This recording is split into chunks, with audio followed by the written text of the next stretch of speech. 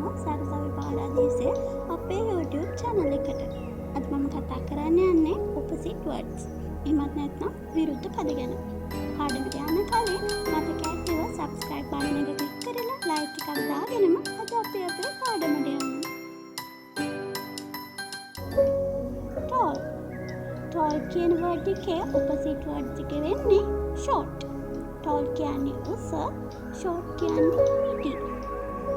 Full කියන word එකේ opposite word එක වෙන්නේ empty.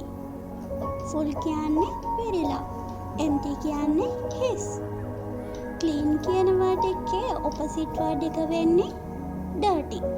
Clean කියන්නේ පිරිසිදු, dirty කියන්නේ අපිරිසිදු.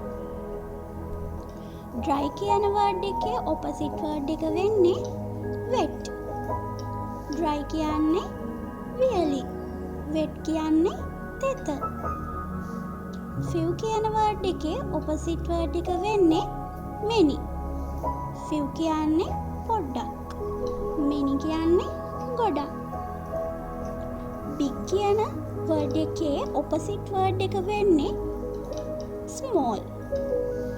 Big කියන්නේ ලොකු, small කියන්නේ පොඩි. Inside කියන word එකේ opposite word එක වෙන්නේ outside. Inside කියන්නේ ඇතුළත, outside කියන්නේ පිටත. Hot කියන word එකේ opposite word එක වෙන්නේ cold. Hot කියන්නේ උණුසු, cold කියන්නේ සීතල. Sunny කියන word එකේ opposite word එක වෙන්නේ rainy. Sunny කියන්නේ අවුව, rainy කියන්නේ වැස්ස. Fast කියන word එකේ opposite word එක වෙන්නේ slow. Fast කියන්නේ වේගවත්, slow කියන්නේ හිමි. Light කියන word එකේ opposite word එක වෙන්නේ heavy.